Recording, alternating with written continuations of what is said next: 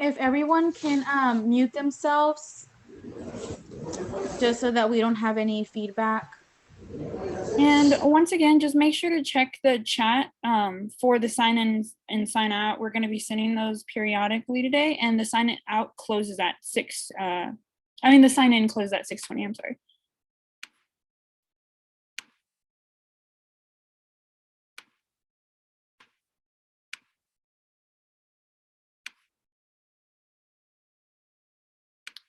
It's been a while since I did this. Okay, so hi everyone, welcome to meeting 6. So we're going to be talking about job searching during COVID today. Just a reminder, make sure to sign in. I'm going to keep saying that probably a lot today, but just sign in because it is the last meeting that we're counting towards credit. So as y'all know, our membership requirements are due today. So that requires $15 dues for returning and 20 for new members. And you can give it to us at the Venmo and Cash App, which it will be on a later slide. If you haven't done that already, you still have time. And attend the 3 out of 5 meetings. And again, this is one of them that counts for a meeting credit. So please sign in and sign out. The 10 volunteer credits, 1 hour is 1 credit, and only 5 outside credits are allowed. And with that, we need proof. So that comes from like somebody who can verify, usually like a supervisor or somebody who is like mentoring you or something like that. And we also do donations. So donations of $6 equals 1 credit. So you can have a maximum of 5 credits, being $30.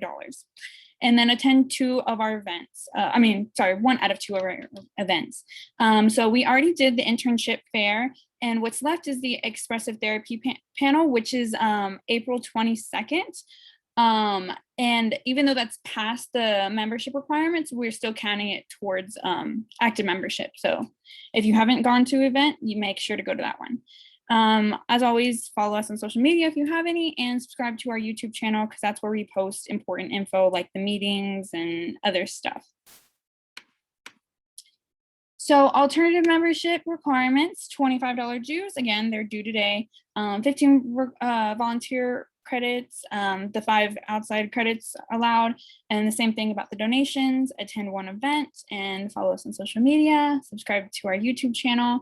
And once again, to qualify for alternative membership, you have to DM Debbie about it, but membership requirements are due today. So it's kind of too late to do that right now. And we also have volunteer credit opportunities. So we have letters of encouragement, which is 1 letter equals 1 credit. Love for the Elderly, which is 1 credit per letter of video. And Roadrunner Pantry, which is 6 items equals 1 credit, and 7 cups, 1 credit per hour. Sorry if I'm going fast. It's just because requirements are due today. So hopefully everyone was able to submit them. So this kind of goes into detail about letters of encouragement and the mailing address for this. And again, we send recap emails that has all this information to you. And once again, the donations and the $6 equals 1 credit, so the max 5 credits. This goes into detail about 7 cups. Again, we send the emails out so we can refer to that. And that's just a little thing of how to request volunteering hours, take the picture, send the proof to one of our volunteer coordinators, Ethan or Alexis, or even Debbie, or you can email them to our email, student psych UTSA. And then once they verified the hours are completed, then you can request the credit on ReadyLink. And then you go to ReadyLink, click on the icon on the top right corner, and then press on service hours, press add service hours, and then click Student Psychology Association, write a description of what service credit you have completed. And if you completed multiple different credits, add all of them to the description and the detail, and then add a date and how many total hours you've completed. And whoever approved your hours is who you're going to put in the verification contact. And that's kind of just the breakdown of how to do it again. And also, Yeah, really quickly. So requirements are due today, but they're due at midnight. So there's still lots of opportunity to complete those. For people that were attending meetings but did not complete them, so today's the last one that gives you credit. You can still do alternative membership. So if that's something you're interested in, let me know. But just know that means you're going to have to complete the 15 volunteering right away because it's due at midnight. So that means you have to send Alexis, Ethan, or I the proof before the mark, because we still have to do the Rowdy Link verification and you still need to submit it on Rowdy Link. So all of that needs to be done before midnight. Otherwise it will not be approved. So I also created a video with all the information in detail, and then Elena has been sending the recap emails with all the information as well. Yeah, sorry. Yeah, they are due at midnight. So you still have time, but especially if it's alternative membership, 15 credits. So we've had a lot of meetings. We're kind of towards the end of it. We have one more left after this. So that's kind of all the meetings that we have done. Right now, we're currently on the job searching during COVID. Active membership requirements are due. That includes membership dues, and all of this stuff is due at midnight. So there is still time to do it. It's just crunch time.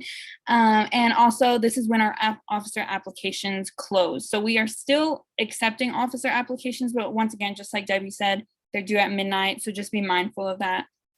And then our very last meeting is April 27th. That's when graduates will be presented and fall 2021 officers will be announced. And then you get to get a glimpse into our plans for fall 2021. And then we have one more event. And again, this will go towards active membership credits, which is the expressive therapy panel. Me and Vanessa, our social media coordinator, are going to host that. And it's going to consist of a play therapist, a art therapist, and a music therapist. And they're just going to talk about what they do, how you can get into it. So you don't want to miss it. It's a pretty cool field of work. And then we already did our socials. And as y'all know, some of y'all may know, we have merch. And so these slides are about that. But again, I send in the recap emails like a whole slide dedicated to merch. So if you're interested, we can send that out. So we have masks, t-shirts, tumblers, water bottles, coffee mugs. Those are the cool designs. Those are just kind of examples of the codes. But again, this can be provided in the recap email. And the payment methods for those merch are the Venmo and the Cash App. And those are also what you use to pay dues. And then finally, if you're interested in the merch, you send the payment with the order, via Cash App or Venmo. And Fernando, our treasurer, and Debbie will DM you with receipt and confirmation of your order and ask for delivery information if you're interested in that. Reminder, if your items need to be delivered, you will be charged an extra shipping cost. Like mentioned before, make sure to join us on our social media. We have Instagram, Twitter, Facebook. Rowdy Link is really important. That's where you request service hours. Our email and our YouTube. That's where we post our meetings and other important info like the step-by-step Rowdy Link that Debbie did. So also our group meeting, another important thing. So this is our main group meeting. So this is strictly regarding the organization. If you talk about anything other than the organization, we will probably send you something about the group meet rules because we're really wanting to, make not the information get lost about the organization in there. But we have a social group meet and a group meet for psychology class and psychology professor recommendations if y'all are interested in that. As mentioned before, so applications are due today at midnight for officer positions. We have director, secretary, public relations 2, volunteer coordinator 2, and advertising chair.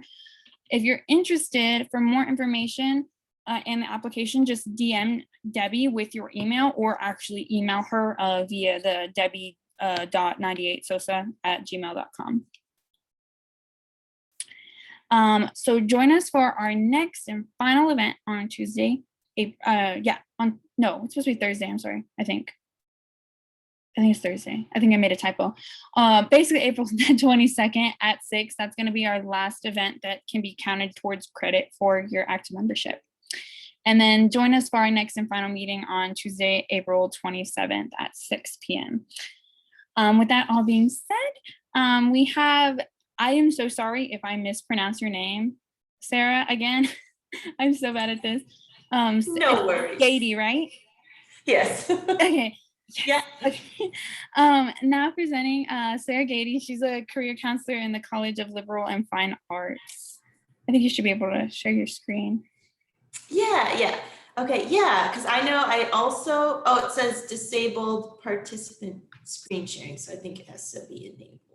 Try it now. Okay, yay, it worked. Okay, awesome. Let me go ahead and share. All right, there we go.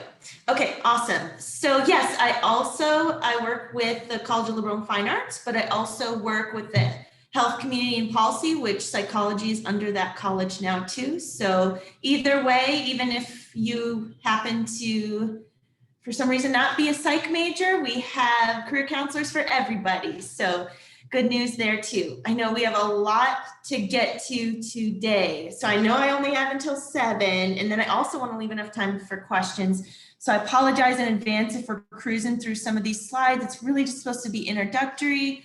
And we're in kind of that weird place in the pandemic where we're transitioning to kind of a new phase. So I'm going to be mindful of that. We're inserting relevant pandemic information where necessary, but this is also going to be information that still same information you can take with you on your job search journey. So we'll also kind of factor in some things that are going on currently with the pandemic in terms of remote and virtual. We'll talk about that. But this is all things that you can take with you no matter what the circumstances are. And of course, there's going to be a segment where we talk about resources and how you can make an appointment with a career counselor. So today we're just scratching the surface, but we got a lot to get to. We're going on an application and hiring process journey today, if you will. So let's go ahead and get started. And everyone can hear me okay? Elena, just give me a good thumbs up. I think you're the one I can see. Okay, perfect. All right, let's go. So today we're going to talk a little bit about job searching, networking, interviewing, resumes, everything that you should consider in that. But I'm trying to throw it at you in a more organized way. So that was my intention today, putting this information all together. So really, the main things we want to think about when we're job searching, we want to get organized and prepared through research. We want to make sure that we are searching the right way, an intentional strategy. We're networking, we're following up that way. You're not just an application lost in internet space. You're still making those contacts and then utilizing the resources available to you. Not many know this, but the Career Center also sees alumni. By no means do I say that to wait until you graduate.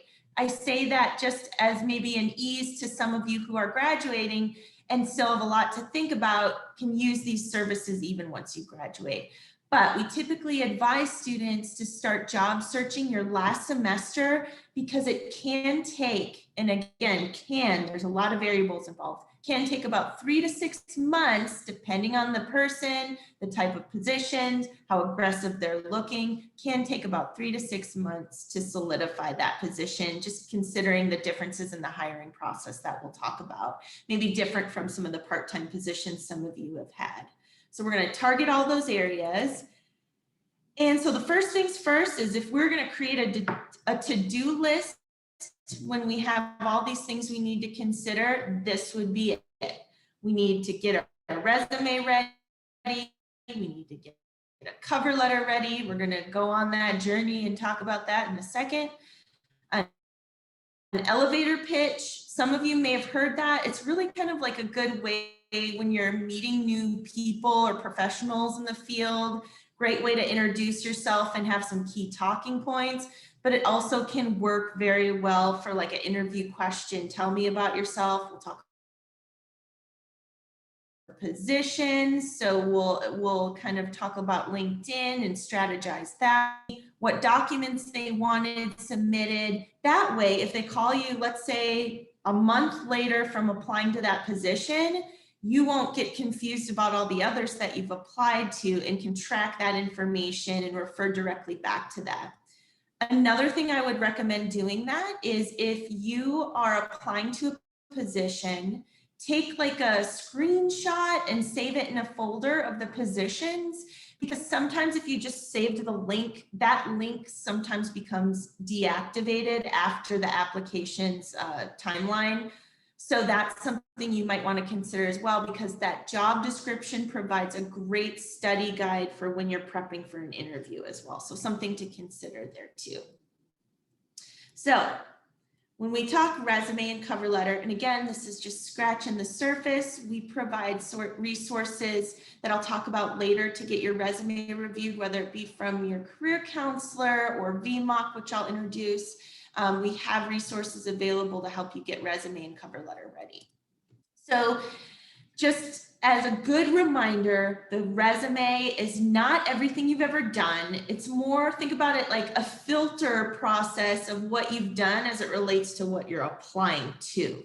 So don't feel like it defines everything you've ever done. It's more so just taking what you've done, aligning it to the qualities in the position. So that's a combination of your skills, your education, your experiences that align with the position. So when an employer reads your resume for about 10 seconds, they will say, you know, is this person really going to be a good fit for the qualities we're looking for, the work that we need to have done? So that's kind of the mindset of the employer. So if we think about this hiring process from a stepping stone, it would be like, okay, resumes get me the interview, and then the interview gets me the job.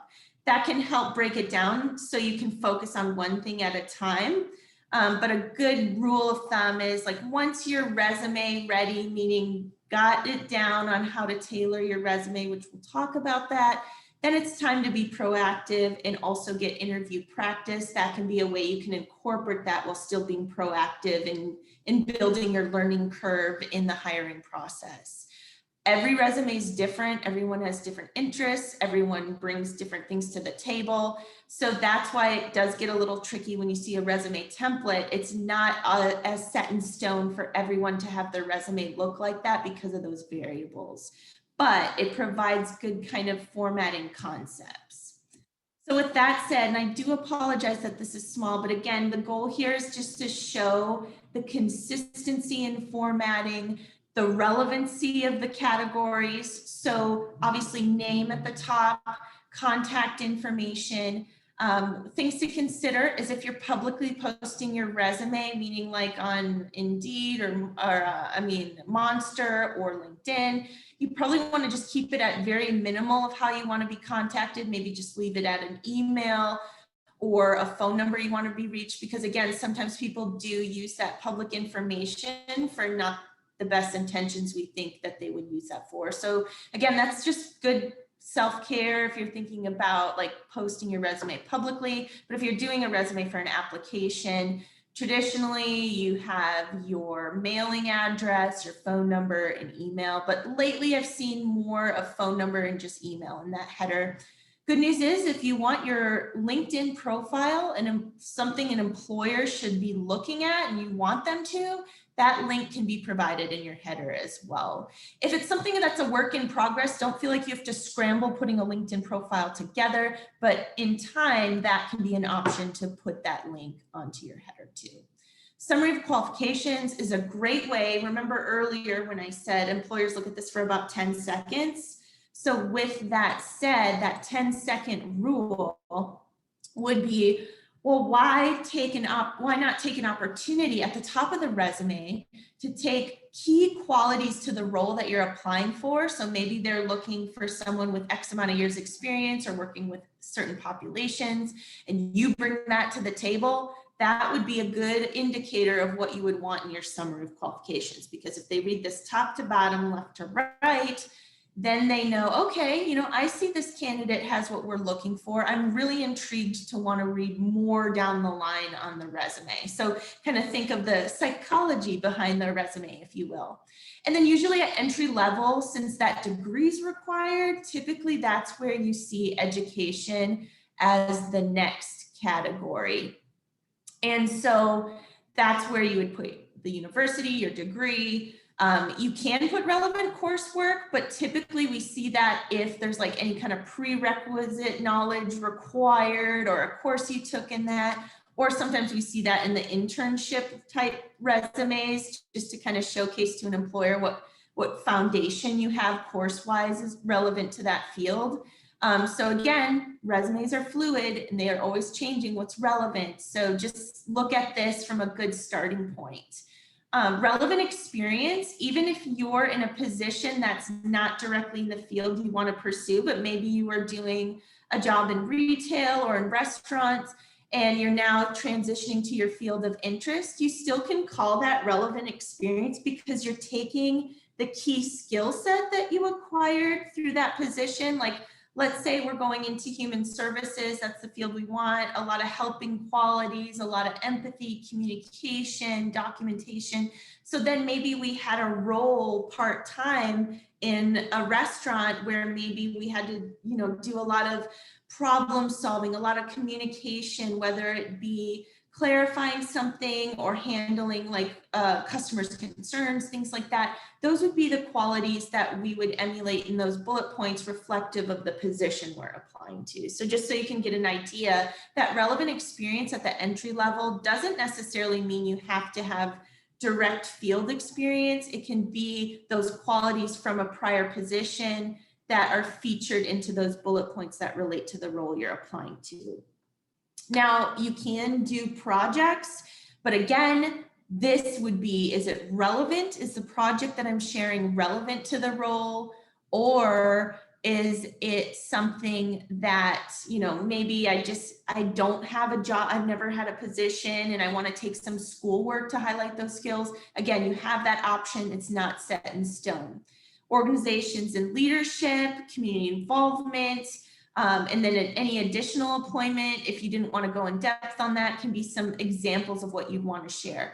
I'm a big proponent of diversifying your categories because if an employer sees activities as a category and a list of these things, they tend to be hidden in that list. So it's to your advantage to diversify so those kind of stick out better in that 10-second review from the employer.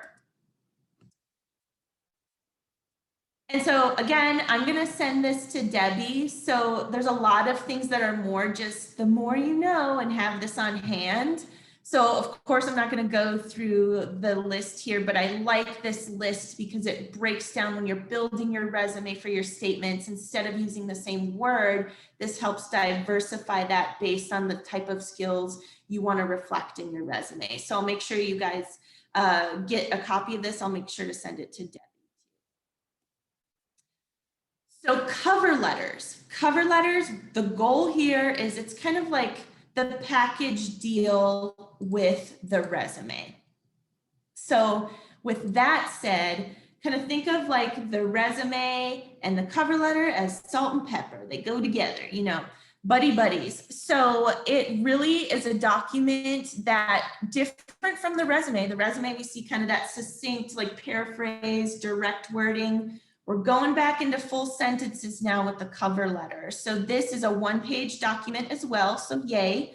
And it also is a letter that really kind of conceptualizes everything you put in your resume to showcase your qualifications for that position. Now you're positioning yourself as why you're qualified for that position. So pretty much the body of it is, as the look of it, you see a business letter format.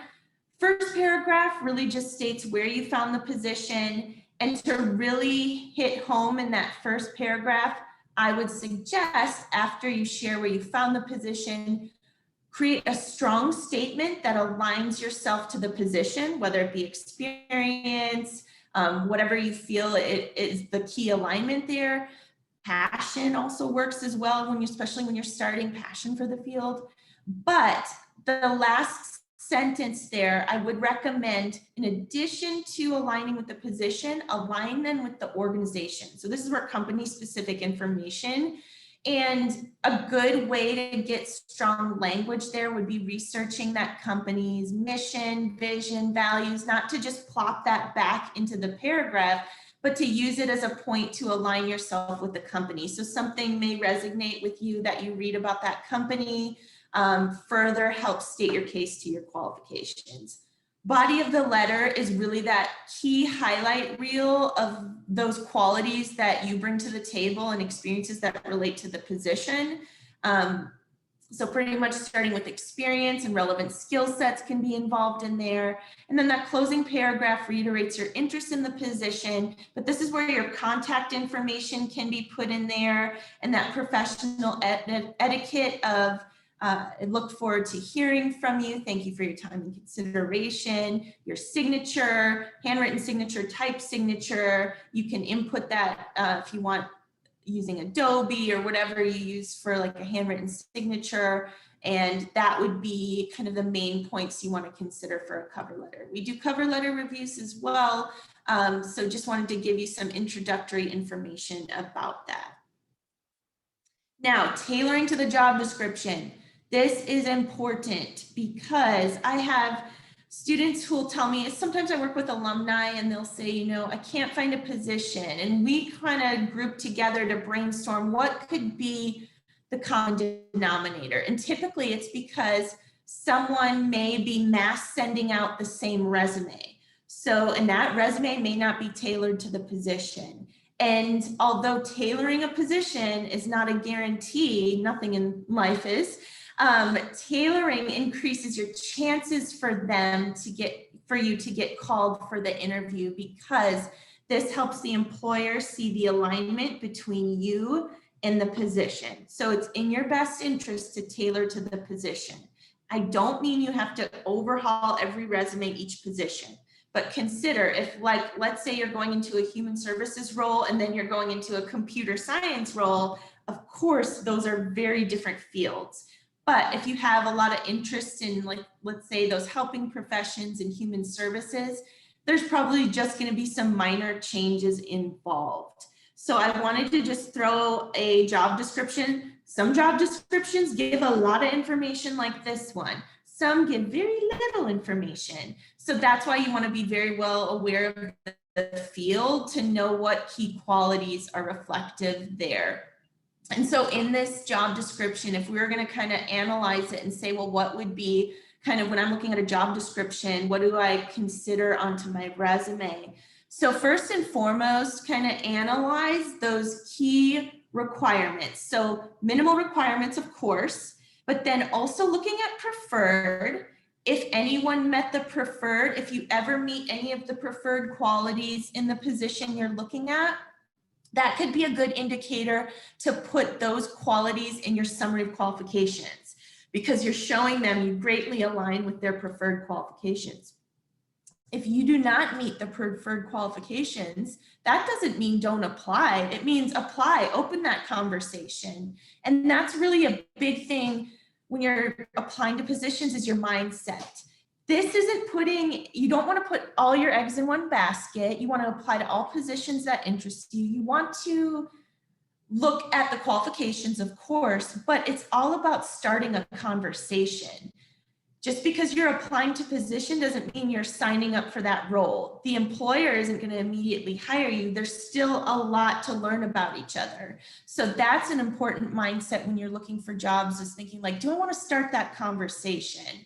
I've looked at the requirements. Here's how I would position my experience that they're looking for and put that into my resume. I want to go ahead and start this conversation, so to speak. So that would be an indicator when you're analyzing the job description, like look at the key requirements, look at the preferred, and that could be an indicator of, for example, what you would want put in that summary of qualifications when we were looking at the resume.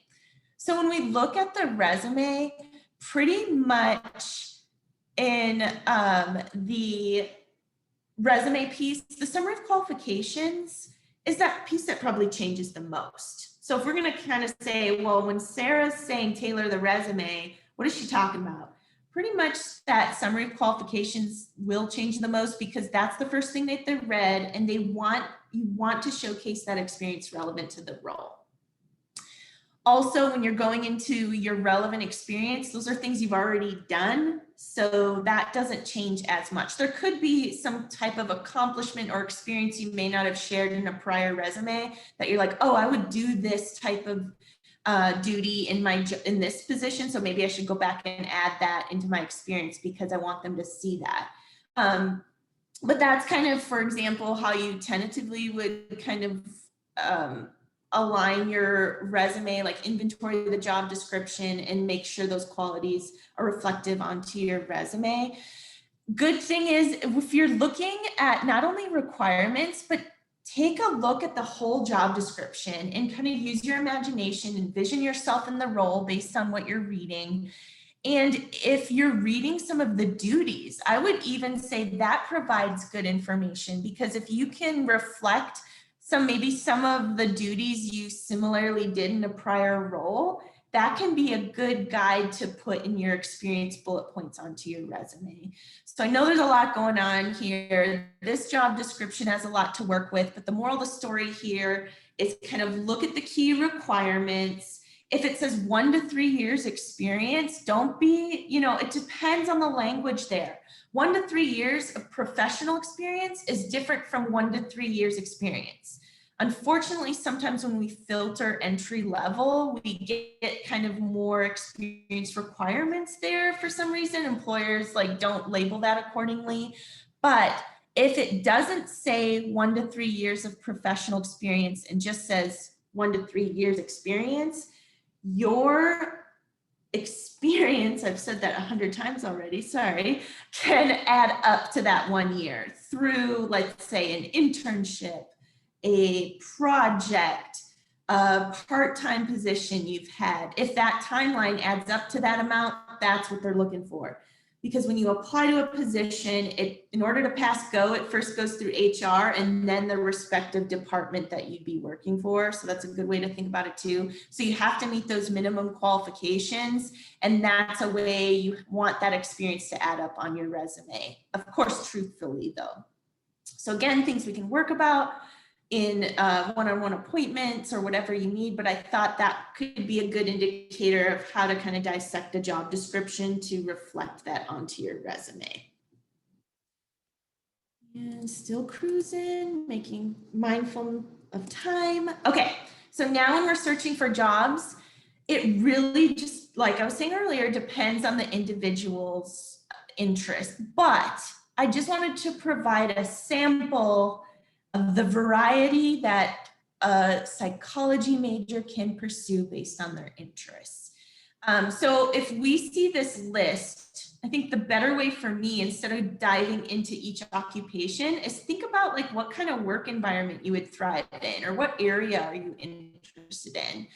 Some of these have a business and human resources component. So we think of a recruiter, a human resources specialist, or generalist, and to get started in that field. Some of us might have a healthcare and business interest in terms of sales. So a pharmaceutical rep or medical equipment sales could be an example. If we're thinking human services and we're thinking about maybe target populations we want to work with, think about maybe youth positions and companies that are in human services working with youth, or maybe you want to work with veterans. Those could be some considerations, as well as targeting where you can find the jobs that you're interested in. So it could also be marketing. If some creative, artistic, but psychology behind it, marketing works in that realm too. So a lot of different avenues based on your interest, but that's what I do a lot with students in an appointment, is we kind of inventory where the interests are, and then it's time to develop a targeted keyword search to help based on where that individual's interests are. So those are just some samples just to showcase all the variety. And then this was something I think we introduced last time. So for those folks who weren't there last time when we talked about grad school, this is a resource from onetonline.org. It comes from the Department of Labor. I searched the career cluster and selected human services. When you look at this, this provides a lot of positions for those folks interested in human services to get an idea of what all falls under that in terms of family and community services, counseling, and mental health services. Now, we all know a psychologist is not an entry-level role, but at least this provides an avenue where you can get a definition of the occupation and work backwards from that if that's an area of interest. So I thought I'd provide this because when you do click on these individual occupations, you get a sample keyword list, and that can help you with that targeted keyword search that I was talking about. So with that said, this is just an example using Indeed, but I want you to know all your different job searching resources available. If you have an interest in working for the government, usajobs.gov. If you have a certain company, you might want to put that company into a common job search engine like Indeed or LinkedIn, or just go to that company's website and create an account with them and keep that as an alert or notification. So that way, if you, for example, in this one, if you wanted to be a mental health technician and work in San Antonio and you create an account with Indeed, you can do an alert that they will alert you every time this position gets posted. Now, when you're job searching, alerts do kind of get cumbersome a little bit, but when you do find that role, again, you can just select your notification settings, but it's very important because now you don't have to devote time to sit down and search directly for this. They're going to come to you when those positions get posted. So it allows you to target your search in other areas to kind of explore where your interests are too. Professional organization job boards. So for example, like the American Psychological Association, those may be more like advanced type roles, but for future reference, professional orgs serve as a great job board. LinkedIn is a great tool to use, especially if you use like an app on your phone. Job searching becomes a lot easier when you're job searching from your phone, and then maybe tailoring your resume at a desktop or your laptop makes it a lot easier and breaks up the screen time a little bit in different ways. So those are some resources, but that helped those two when I was going into the keyword search and then utilizing a variety of resources. Don't have to use every resource, but just a good few. That allows you to copy and paste, so to speak, those sample job titles, put it in here, filter entry level, filter where you want to work, city and state-wise. And there allows you to have a more intentional job search rather than just entry-level jobs in psychology, because that's going to be too overwhelming. So again, we're scratching the surface here, but I just wanted to introduce that concept of a targeted keyword search based on your field of interest. So now we're talking networking, and that considers an elevator pitch, which also, like I was saying earlier, can be applicable to some concepts you talk about in an interview, and then showing you how to use LinkedIn. So an elevator pitch, pretty much, if some of you have watched Shark Tank, it's kind of like that. Instead of selling or talking about a product or service you're promoting yourself.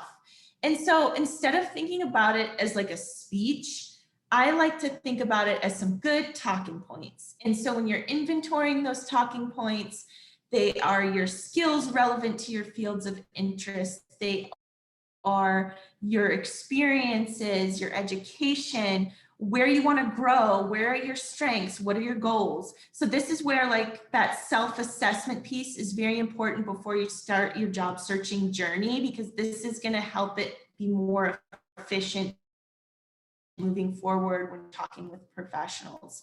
It's important to do your research. So like I was saying, that also stems from that self-assessment piece, but it also comes from learning about employers or the professionals you're going to be engaging with. So when you're doing application documents, it's in your best interest to learn about that employer, and the best place to do that would be going to their website for their About Us section, learning their mission, vision, values is some great starting points to do so.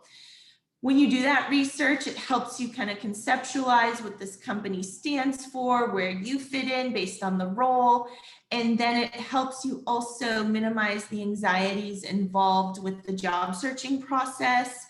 That you can consider as well.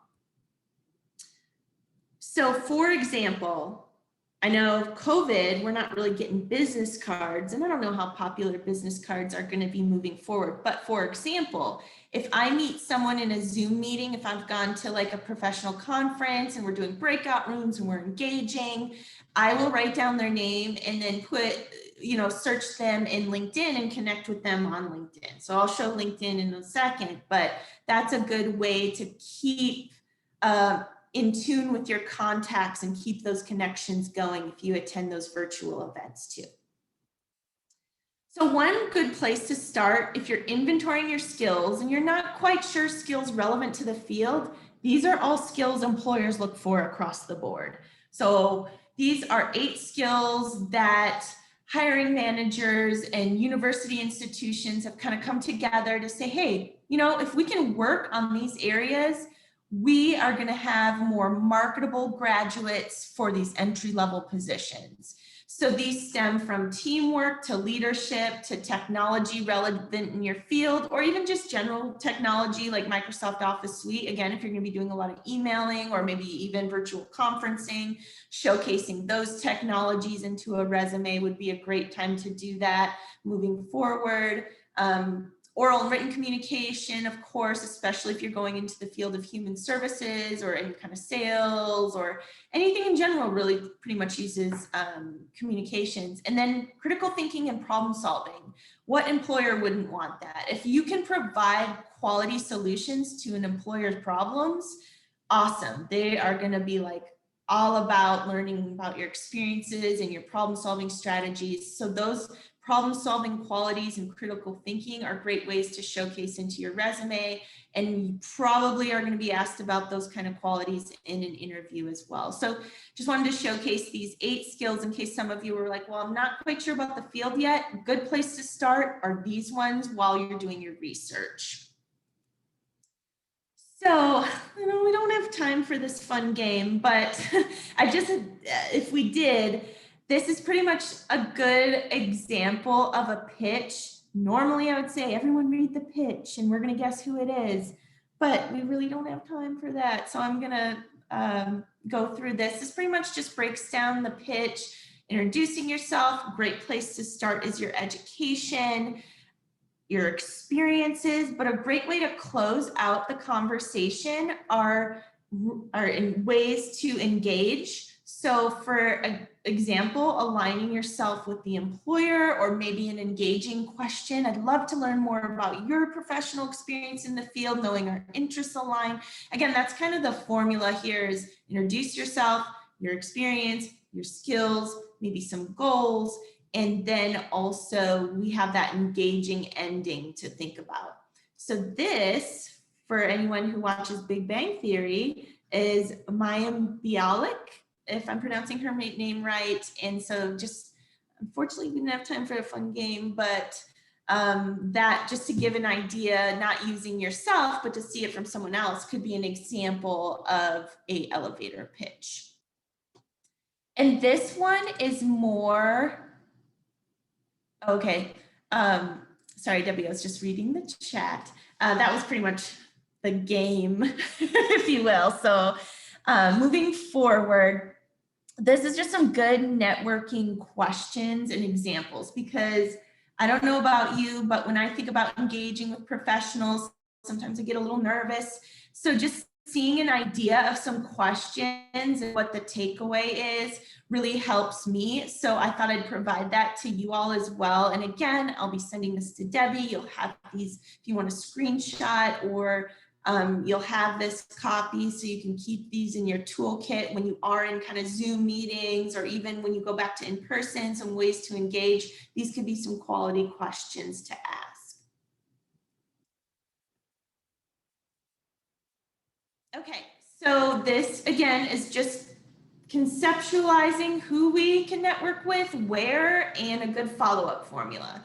Because I have worked with students where we will inventory their network and they'll be like, oh, I didn't even realize that family friend that I could totally get some connections with. So again, it's good to just inventory who you can network with and what their roles are and how that influences your field experience or interests. Where, and now we can talk about like virtual Zoom meetings, webinars, even the next meeting where you guys have those that professional panel, connect with them on LinkedIn, ask some of those engaging questions. Those are great ways to make some good, strong networking contacts. Good rule of thumb here is following up is important. You're investing so much time to connect with employers that you need to make it worth your while through follow-up. And so a good formula I like to think about is 24/7/30. For example, after you attend that event, within 24 hours, you could write them a thank you letter. Depending on how strong the connection, like for example, if you were at a recruiting event or a virtual career fair, you are talking with a employer, that would be a great time within 24 hours to write a thank you email. 7 days, connect with them on LinkedIn, but also maybe just follow the company on, like if you're using Instagram or LinkedIn. You can connect with the professional on LinkedIn, but not that professional's personal and leisure social media, if you will. So that's something to consider. For professional contacts, use LinkedIn, but follow the company on maybe other social media that you use, because that way if they promote an event, you get that information, or a job posting or things of that nature. And then 30 days, if you haven't needed to touch base or haven't heard from that contact and you're waiting to hear back, that could be like a good rule of thumb within that time frame. Typically though, I'll do an exception because I could see this as a question. If some of us apply to a position, I get the question of how long should I wait until I follow up? When you apply to that position, probably give it about a good 2 weeks, but oftentimes when you're doing an application, there's like a login where you can check the status, but if that's not applicable, within 2 weeks, you could call the Human Resources Department and simply state that you're inquiring about the status of your application for the such and such position. So that could be a good rule of thumb when you are job searching. Okay, we're just breezing through LinkedIn. So LinkedIn's goal is to build a professional presence, build professional contacts and connections. It allows you to also research companies. It's a great tool to do that. It can allow you, I research professionals all the time. And that way it lets me see a snapshot of their experience trajectory and provides perspective when I'm working with students that there isn't such a prescriptive experience example one has to follow. Now there's certain credentials for different fields, of course, but I love LinkedIn in that way to kind of see the differences and experiences everyone brings to the table. It also can allow you to build like that professional networking etiquette as well. And so this is just more of a visual. There is a resource for LinkedIn for students. Just simply Google that, or you'll have a copy of this presentation with the links. Another good trick of the trade is, I get this question a lot, or what other students, what are other alumni doing? And so in LinkedIn, you can search alumni, and based on your major and when they graduated, you can see their experience. And then this is just showcasing an example of pretty much a LinkedIn profile. For those of you who don't know, it's who you are in terms of your professional presence. So you have a summary, and that about us section targets your experiences, your education, your goals, your passions in terms of the field.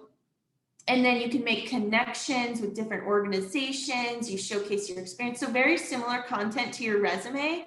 But that way you can see too, here's some examples. If you searched professional organizations, searched companies, it lets you see how they engage on LinkedIn. You can connect with them, stay up to date on their information. And sometimes too, employers will see, like, have you, when you're applying, do you have a LinkedIn, and are you following them, things of that nature. So that's a good rule of thumb too for a company, is follow that company while you're doing the application. So that way, if they do check, they see that you're following that organization or company.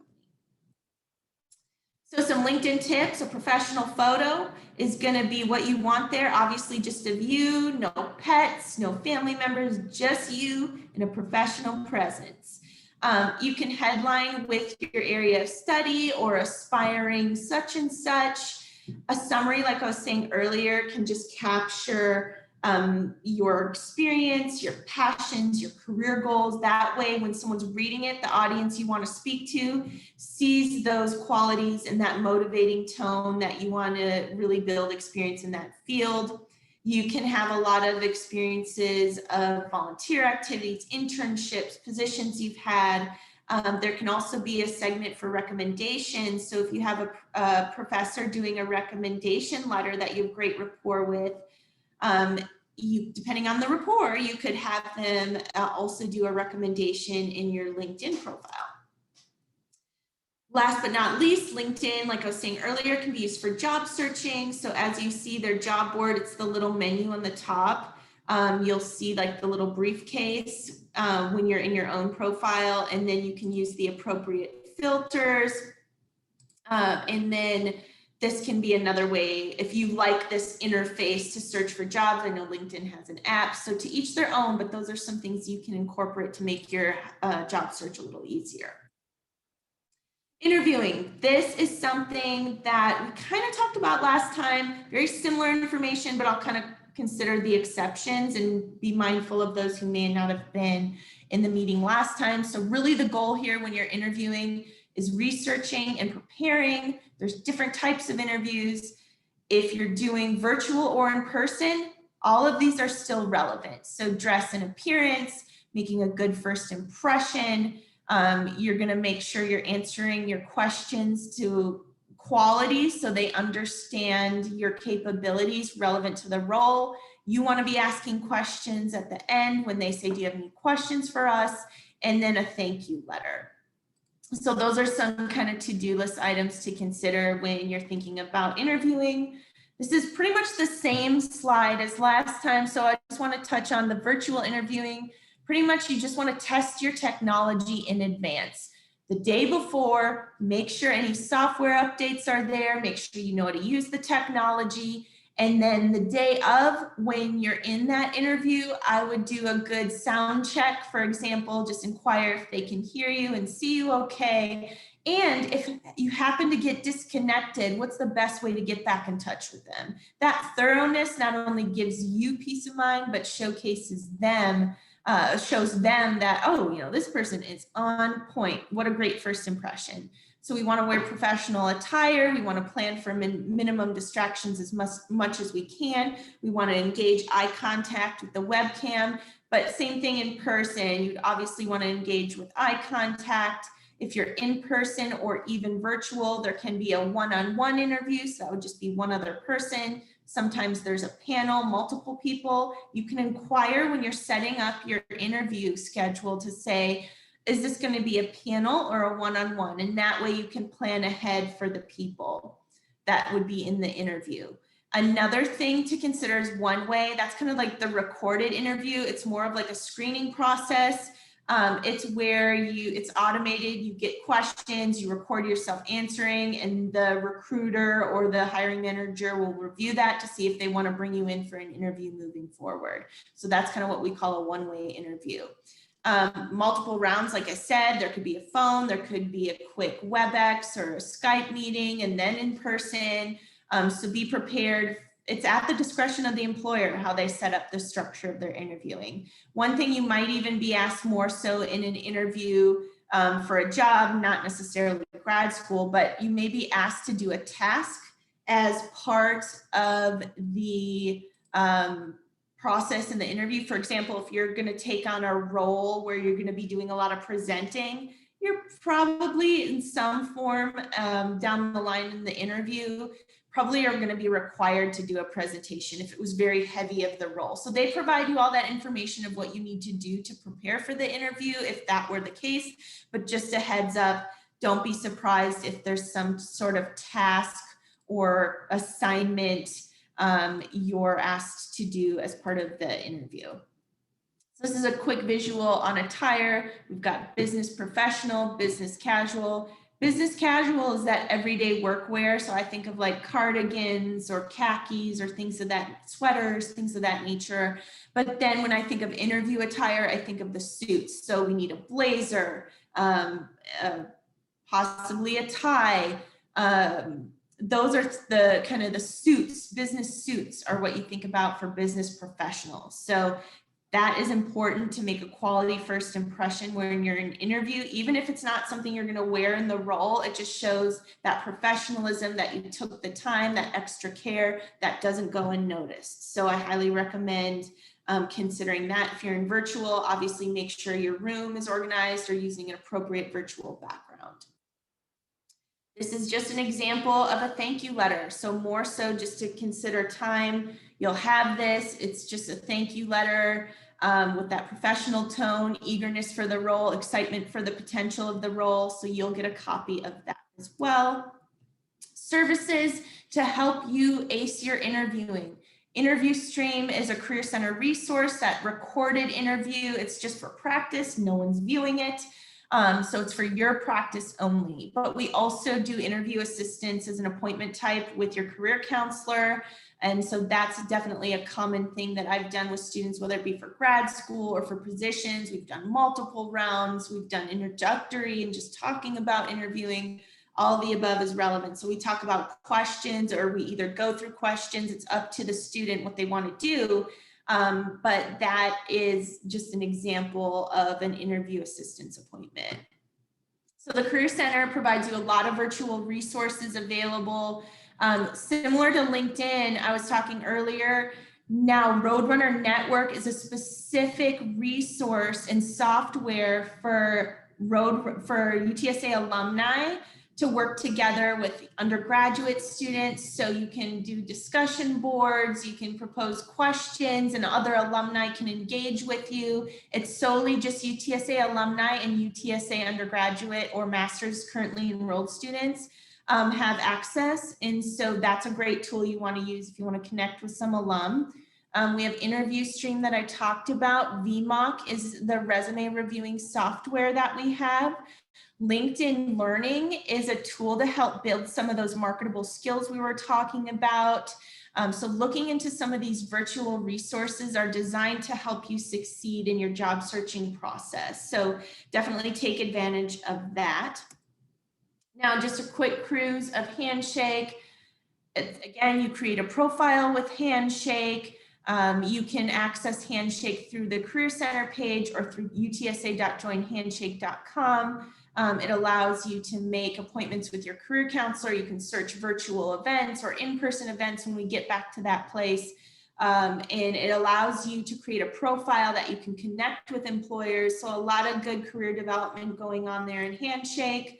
This is just a visual of searching events, and you can, usually everything right now is virtual, but you can select virtual if that's all you are interested in too, and the language will be there, what type of event it is. But for right now, all we're seeing are virtual events for the most part. But this allows you to save events and put them in your calendar so you can really engage with employers relevant to your field of interest. This is how you schedule an appointment. So again, you're at the top of your Career Center page, you hit the Career Center, it'll say click appointments, and then this prompts you to select a day, time, and appointment type that you're interested in, and the career counselor gets that request. So wanted to put that out there because we do get a lot of questions about how do I schedule an appointment, all through Handshake. And we made it, woohoo! So this is just a reminder of all the services the Career Center provides you. The Career Center does virtual drop-ins every Tuesday and Wednesday from 4 to 6 p.m. If you go to the careercenter.utsa.edu page, at the bottom, there's the Zoom link. You would just click every Tuesday and Wednesday from 4 to 6 p.m. during that time frame if you wanted to take advantage of that. Or I have virtual drop-ins every Monday from 2 to 4 p.m. in Zoom. So you enter the Zoom link, student worker will put you into my breakout room, and it's pretty much designed to be like a 15 to 20 minute window. So you have a lot of ways to get in touch with me or your career counselor, either via email, via drop-in hours, or via appointment through Handshake. So thank you. A lot of information. I want to make sure we give it, I know I'm over time too, but I want to make sure we get questions. So now would be a great time. If anyone had any questions, I would love to answer them. So we'll open the floor for questions. So you can either unmute or chat, wherever you're most comfortable. I'm comfortable. Oh, good, good. Thank you, Mariana. I had a question, Sarah. Yes, yes. Right. So something that I struggle with a lot personally when it comes to the actual interview process is finding a way to like calm down my nerves and get through the interview. And I was wondering if you personally had any advice as to how to maintain that, like whether it's just a matter of practicing more or preparing more, like what does that look like? It's a couple things. So the more time intensive would be practicing, but I guarantee when you have like an appointment, like an interview assistance appointment, just either just talking that out, that process, and then maybe a follow-up practicing interview questions. I've noticed students are really comfortable doing that. But practice does make perfect. So whether you use Interview Stream or practicing with your career counselor, that I think is really going to help minimize the nerves the most. But another thing, because nerves are going to be there, so there's like a good area to know anyway, is that you want to have a little bit of nerves anyway, because if you went in there as cool as a cucumber, they're going to be like, do they want this? Where are they? A little bit of nerves is acceptable and it's expected. So there's some good realization there. But another thing that helps is researching that employer. So their About Us section, not necessarily memorizing everything that they have on their website, that would be impossible. But looking at it like you're getting to know a person is a good way. And then, for example, when I had a panel for this job, I looked at the Meet the Team, I scoped out all the faces, I looked at them on LinkedIn, I did it all, because then when I went in that interview, I felt like it was already some familiar faces. So that really helped me too. So those could be some tips in addition to an interview assistance appointment to consider as well. Okay, thank you. That's very helpful. Yeah, you're welcome. Let's see. Yes, I'll make sure to send this to Debbie. So those templates will be in there. The resume examples are the link that you saw in the resources for the Career Center. So you're going to get to see that, but you have to go to the Career Center website and see resources for those resume examples. Anyone have any other questions?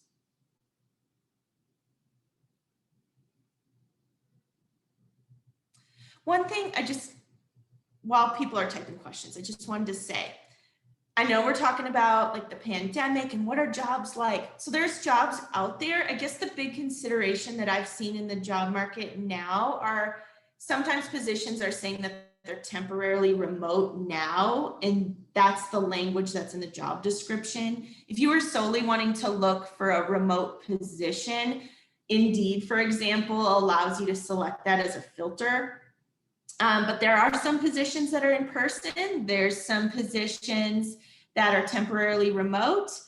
So that's just language that you kind of see in the job description, but there are positions out there. So I don't want you to think, oh, pandemic, there's nothing out there. There is. It's just building your strategy and brainstorming together could be a great way to build your strategy that is effective based on your career interests. So I just should probably say that too, considering we're talking about COVID and the pandemic.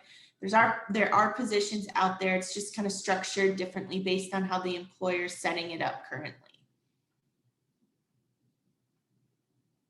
Any other questions?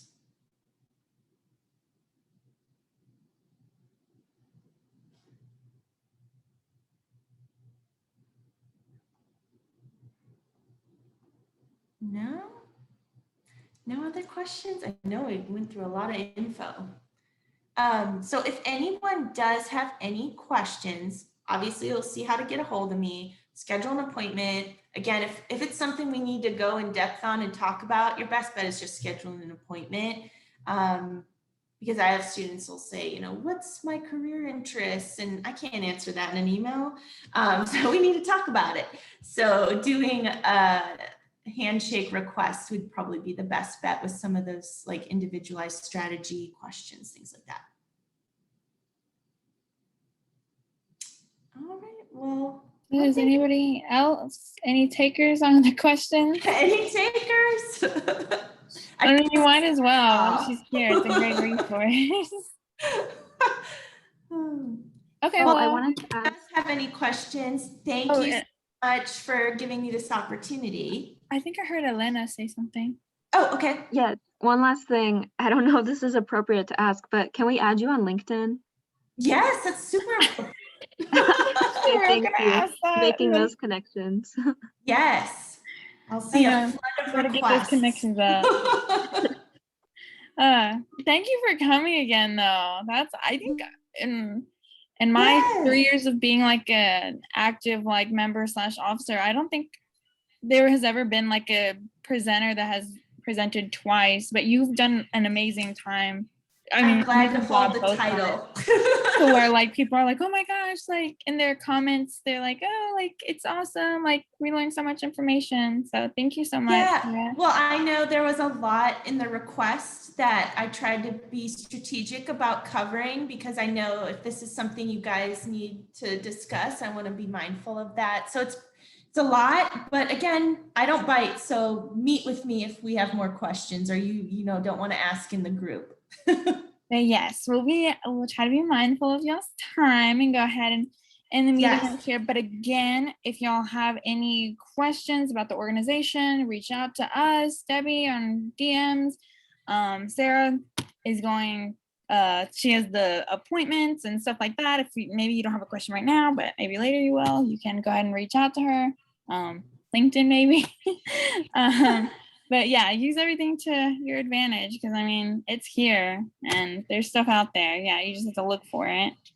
Yes, just a side note, connect with me on LinkedIn, but I do more question engagement via email, handshake, or virtual drop-ins, not via messaging.